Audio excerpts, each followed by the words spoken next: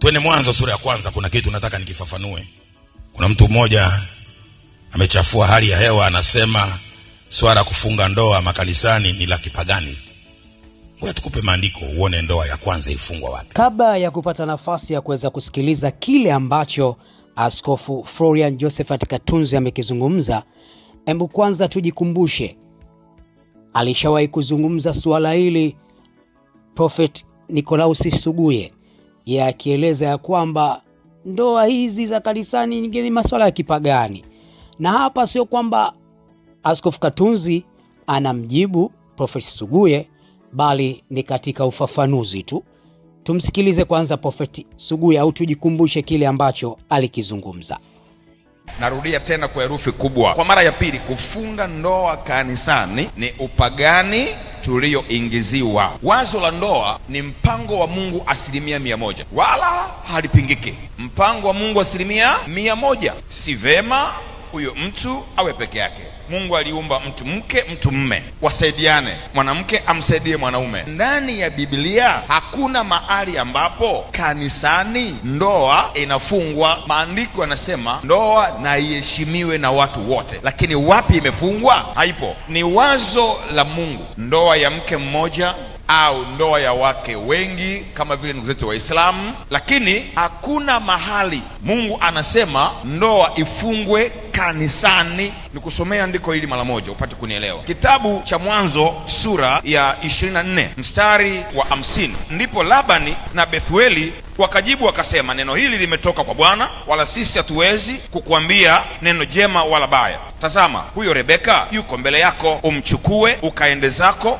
awe mke wa mwana wa bwana wako, kama alivyonena Bwana. Ikawa mtumishi wa Ibrahim aliposikia maneno yao, akainama hata nchi mbele za Bwana. Kisha huyo mtumishi akatoa vyombo vya fedha, isa ni mahali, na vyombo vya dhahabu na mavazi, akampa Rebeka, na vitu vya thamani akampa nduguye na mamaye pia. Wakala wakanywa, yeye na watu waliokuwa pamoja naye, nao wakakaa usiku. Wakaondoka asubuhi, naye akasema, nipeni ruhusa niende kwa bwana wangu. Mfanyakazi wa Ibrahim anaomba ruhusa katika familia ya kina Rebeka ya mzee Laban na Bethueli ili arudi kwa Ibrahim. Akamwambia, nimefanikiwa, nimepata mke wa Isaka wa mwanao. Sasa angalia, alipoomba ruhusa anasema ndugu yake na mama yake, yani mjomba, wakasema, msichana na akae kwetu kama siku 10 zisipungue, baadaye aende. Wanaongea wenyewe, msichana hayupo. Naye akawaambia yule mfanyakazi wa Ibrahim, msinikawirishe, mradi Bwana amenifanikisha njia yangu, nipeni ruhusa niende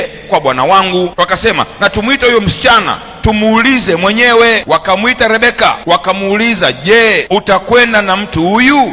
Akasema, nitakwenda. Ndoa imeisha. Mungu ameshirikishwa, amefanikisha ndani ya familia ile. Binti anasema nitakwenda, ameridhia, mke kapatikana. Anaenda kwenye nyumba, aendi kule kufanya ibada, aendi kule tena kufanya sijui ndoo, kuna pete, kuna sijui nini, hakuna. Ni ndoa imeisha pale nyumbani, huyo kaenda kuolewa. Harusi sio ndoa, harusi ni sherehe ya ndoa. Mahali kisha toka, watu wametoa dhahabu, sijui vyombo vya shaba, sijui wametoa madini, wametoa majembe, wametoa mashamba, vyovyote vile, ng'ombe, mbuzi, tayari pale mke kashapatikana. Tumeona hapo walipotoa mahali, watu wakaanza kula, kafurahi. Kwa baada ya pale, sherehe inaweza kufanyika nyumbani, popote panaweza kufanyika sherehe kama uwezo upo. Sasa ukisema kanisa ni bibi harusi wa Kristo, maana yake tayari alishaolewa na Yesu. Yani mimi na wewe, mme wetu ni Yesu, ni bibi harusi. Tuliolewa lini? Siku tulipomkubali kama Bwana Mwokozi wa maisha yetu. Yeye ndio kiongozi wetu, yeye ndio mtawala wetu. Tunasubiri unyakuo. Lakini ndoa ilifanyika wapi? Ni siku ile mimi binafsi Suguye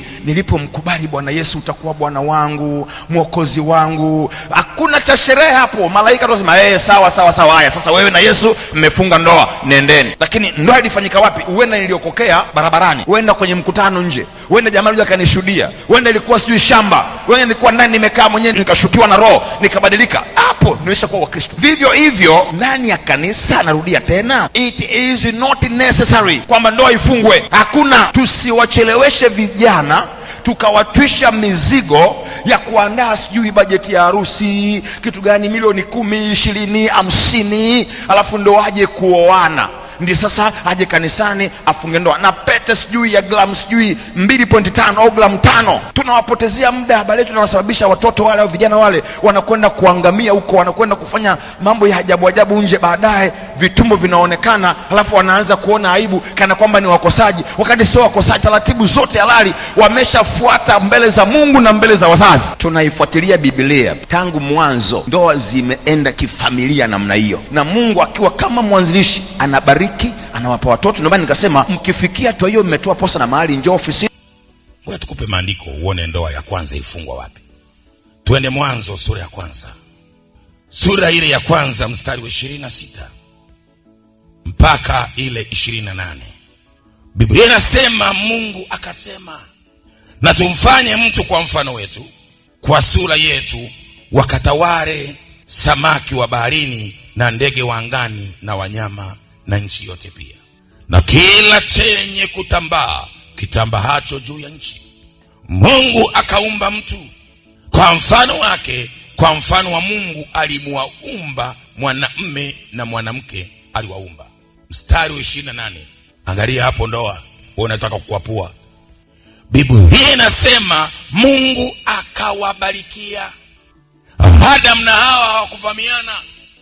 Bwana alipokwisha kuwaumba akawabarikia. Leo tunapomuona kijana wa kiume na kijana wa kike wanakuja madhabahuni, wanachokitafuta ni baraka za Mungu ambazo zimeruhusiwa sisi makuhani kuziachilia kwenye lango linaloitwa ndoa. Ukienda kitabu cha Hesabu 6 mstari wa 22 wa 27, Bwana anasema hivi ndivyo mtakavyowekeza baraka zangu juu ya uzao wa Israeli, baraka zangu juu ya watu wangu. Haya maneno anaambiwa Aruni aweke baraka kwa watu, na Biblia inasema haikanushiki, mkubwa ndiye anayembariki mdogo. Kwa Mungu ameweka mchungaji mbele yako. Kazi mojawapo ya uchungaji ni kuachilia baraka kwa watu. Kwa mojawapo baraka tunayoiachilia ni hii baraka ya Mwanzo sura ya kwanza mstari wa 27. Bwana akamwambia Adam njoo, na Hawa njoo, akawabarikia. Swali hili niliulizwa mwaka 91 wakati nimeokoka. Wakati nimeokoka, mtu mmoja akaniuliza, nyinyi mnadanganya kwamba watu wafunge ndoa, nionyeshe ndoa ya kwanza ilifungwa wapi? Mungu akanifundisha, mpeleke Mwanzo 1:28. Hii ni ndoa. Bwana akawabarikia Adam na Hawa. Mungu akawaambia, sasa nimeshawabariki, zaeni. Hawaanzi kuzaa. Kwamba dado namuona kaka fulani unasema nimempenda, alafu mnachukua na mnaenda kuzaa. Huo ni utapeli. Itokee bahati mbaya, lakini sio fundisho. Kwa mtu anaposimama akaporuti akafundisha ujinga, ni lazima ujinga uondolewe kama ulivyoingia. Andiko huwa andiko huisha. Kwa hiyo hapa tunaona Mungu anawabarikia Hawa, anawaambia sasa nenda mkazae. Wewe unazaaje bila ndoa? Kwa hiyo baraka ilitamkwa, ni Mungu anafungisha ndoa hapa. Anatamka baraka yao. Lakini nenda Marko sura ya 10, Yesu anasemaje kuhusu ndoa? Twende Marko sura ya 10. Hizi ni siku za mwisho bwana. Puzi ni mwingi sana. Mwingine tumemsikia anasema mchungaji akutongozwa simkatae. Ala. Tunaenda kanisani kutongozwa? Pumbavu kabisa. Hizi ni siku za mwisho na watu wanashangilia. Marko 10 mstari wa 6, lakini tangu mwanzo wa kuumbwa ulimwengu aliwafanya mme na mke. Kwa sababu hiyo mtu atamuacha babaye na mamaye, ataambatana mkewe, nao watakuwa mwili mmoja. Hata wamekuwa sio wawili tena, bali mwili mmoja. Basi alichokiunganisha Mungu mwanadamu asikitenganisha. Sasa mtu anaunganishwa lini? Gesti. Biblia inasema alichokiunganisha Mungu. Kwa hiyo kijana anapokuja madhabahuni na dada, kazi moja wapo ya mchungaji wa kiroho ni kuunganisha. Tunatamka baraka, tunawaunganisha. Katoka kwao na huyu katoka kwao, wanakutana kwenye madhabahu, wanaunganishwa. Leo nasema kufunga ndoa ni upagani. Nonsense. Kwa Bwana anaunganisha. Kwa ukijiunganisha wewe na dada, mmependana, mkajiunganisha kimsitu, nyinyi ni wazinzi. Kwa kuna machungaji wengine, kuna hama nabii na mitume wengine ni wazinzi tu. ana mke wa pili, ana mke wa tatu. Kwani asifundishe portion? Kama mtu anaweza akaacha mke wa ndoa akaoa mke mwingine na akasema haleluya kanisani, unaweza kaelewa shida ipo. Kasome Injili ya Marko sura ya 10. Mabingwa hawa wanaenda kwa Yesu, wanamuuliza ni halali kutoa talaka? Yesu alikubali.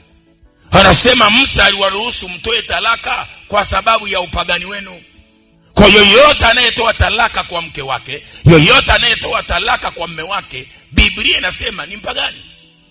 Tusisaidie Biblia kuilisha maneno. Kanisa ni takatifu. Kanisa ni la Yesu, sio la mtume wala sio la nabii wala sio la mchungaji wala la mtu yoyote. Kanisa ni mali ya Mungu. Naye anasema mtakuwa watakatifu kama mimi Mungu nilivyo mtakatifu. Mambo ya Walawi 20 mstari 26. Upuuzi unatoka wapi? Sasa mtu anaweza kana nataka kuongeza mke, akapita kwa Yakobo, alikuwa na wake wawili, na akachukua wa pili akaongeza. Kwani umekuwa Yakobo wewe? Yesu anasema tangu mwanzo Mungu aliumba mme na mke, hakuumba mme kwa wake. Kama mtu ana wake wengi, atajibu kwa Mungu aliambiwa nani awe wake wengi. Lakini kwa Ukristo mke ni mmoja, mme mmoja, tumemaliza. Mengine ya hapo ni kamenga. Kwa nayasema haya kwa sababu tukinyamaza mawe yatapiga kelele. Kwa wanangu, hizi ni siku za mwisho. Mtayasikia mafundisho ya uongo. Manabii wengi wa uongo wametokea. Na Biblia inasema Kumbukumbu la Torati sura ile ya 13 mstari wa 1 hadi wa 13, akizuka nabii au muotaji wa ndoto akakutolea ishara ikatukia, atakapokuambia njoo tumwabudu Mungu mwingine usiyemjua, kataa. Kwa ukienda huyu anaweza akawa na ishara haya na kutapisha nywele na kadhalika. Kama mtu anaweza kukwambia uende na nywele kanisani, uende na mate kanisani ayaombee, unaweza kujua kwamba huyu ni mganga wa kienyeji yuko madhabahuni. Wanahitaji hata kuuliza. Lakini wajinga ndio waliwao, waaguzi ndio waliwao, wanakimbia kwenda kuagua Wakristo. Tusipotezwe na idadi ya watu. Waitwao ni wengi, wateule ni wachache. Kwa unaweza kaenda kwenye congregation limefurika, watu wamejaa. Ufalme wa mbinguni hauko hivyo. Hata baa zinajaa, mikesha haina watu. Katika nchi nzima ya Sodoma na Gomora waliokoka watu wangapi? 8.